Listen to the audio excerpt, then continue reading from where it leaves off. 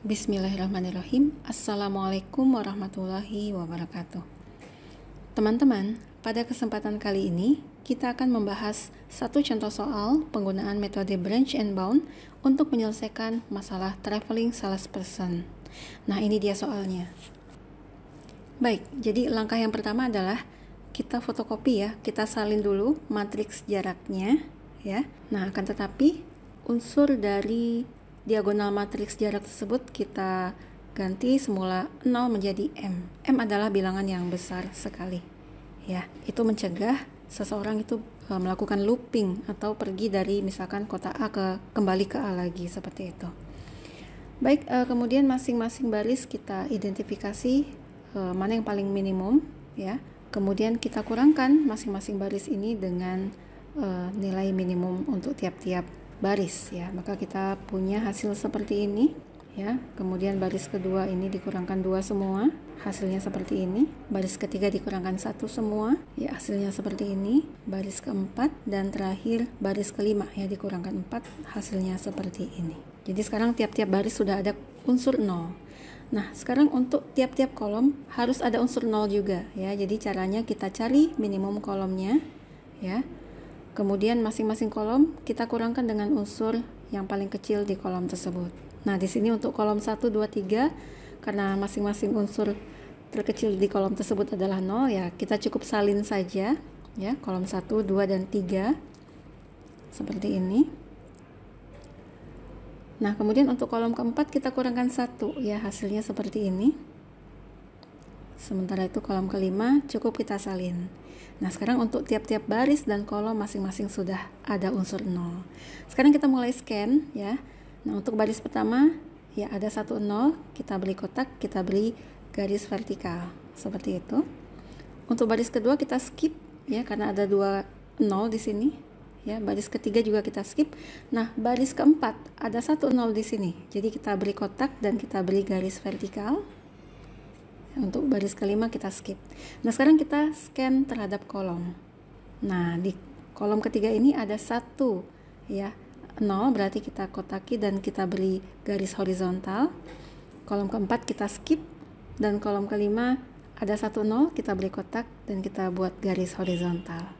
Nah, kemudian boleh kita ulangi lagi. Untuk kolom keempat ini ada 1 nilai 0 berarti boleh kita kotaki. Nah, sekarang untuk masing-masing baris dan masing-masing kolom sudah ada yang ditandai ya, seperti itu. Nah, ini adalah inti dari assignment problem ya.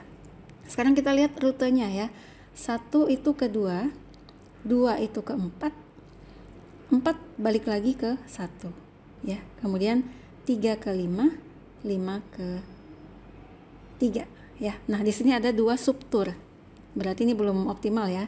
Tapi tak mengapa ya, kita buat ini 2 subtur dan kemudian kita cari dulu nilai Z-nya ya, panjang lintasannya. Tentunya teman-teman harus lihat mana yang bersesuaian di sini dengan kotak ya.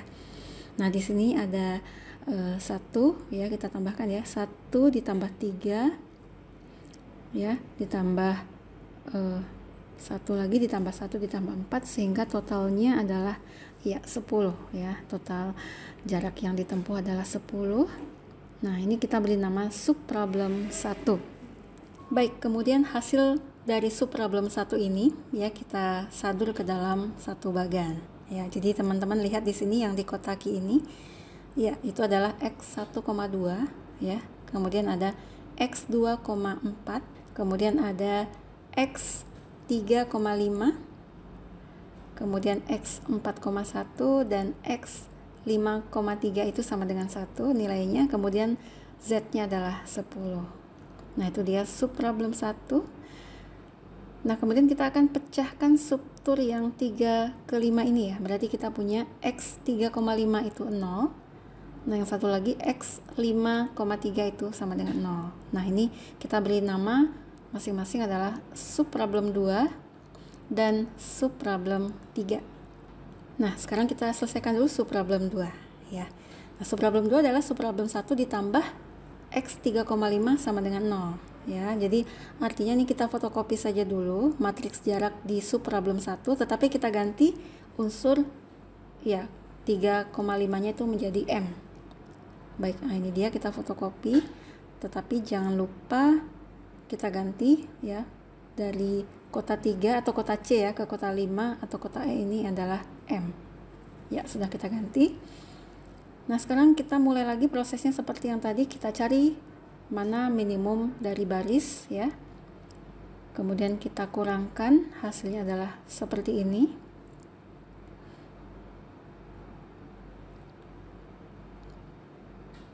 Oke, jadi masing-masing baris sudah ada unsur 0. Kemudian kita cari minimum kolom ya. Oke, hasilnya adalah seperti ini. Silakan teman-teman cek.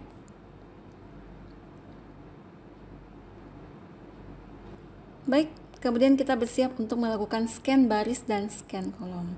Oke, baris pertama, kedua, ketiga kita skip. Nah, baris keempat kita kotaki, kita beri garis vertikal.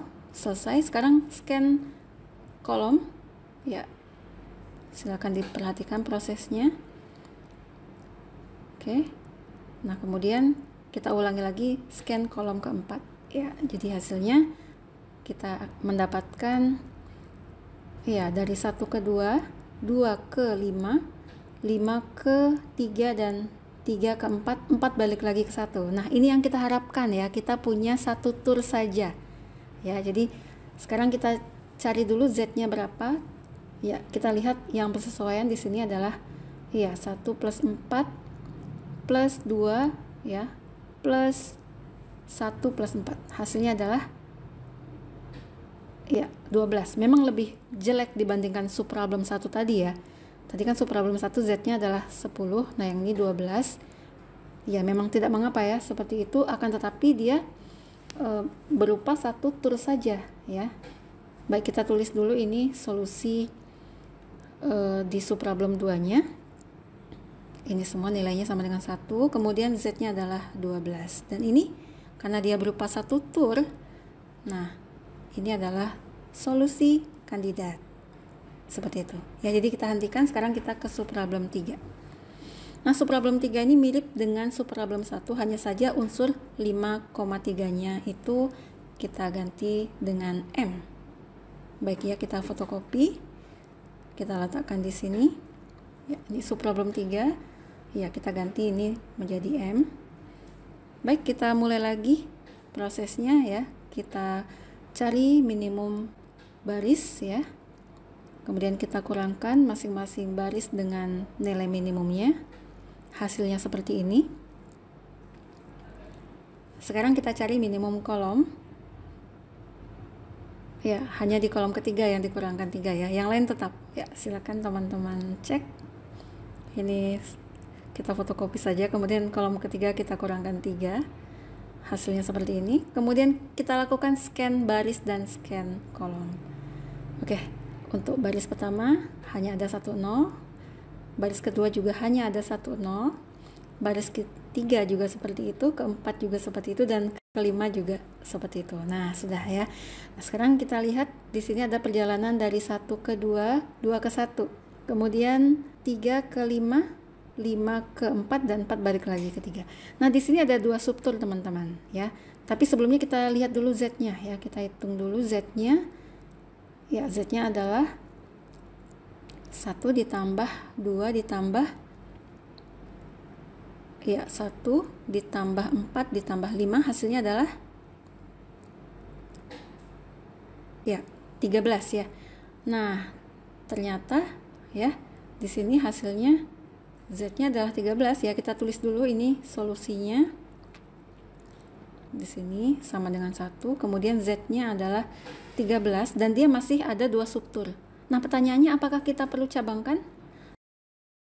Tentu tidak ya. Kenapa? Karena di sini Z-nya 13. Sementara itu kita sudah punya yang lebih baik yaitu 12. Jadi di sini kita hentikan ya, subproblem 3 ini kita hentikan dengan alasan ya dia tidak lebih baik dari solusi kandidat yang sudah kita miliki ya. Jadi ini kita hentikan, alasannya adalah tidak bisa mengalahkan Z sama dengan 12. Seperti itu ya teman-teman ya.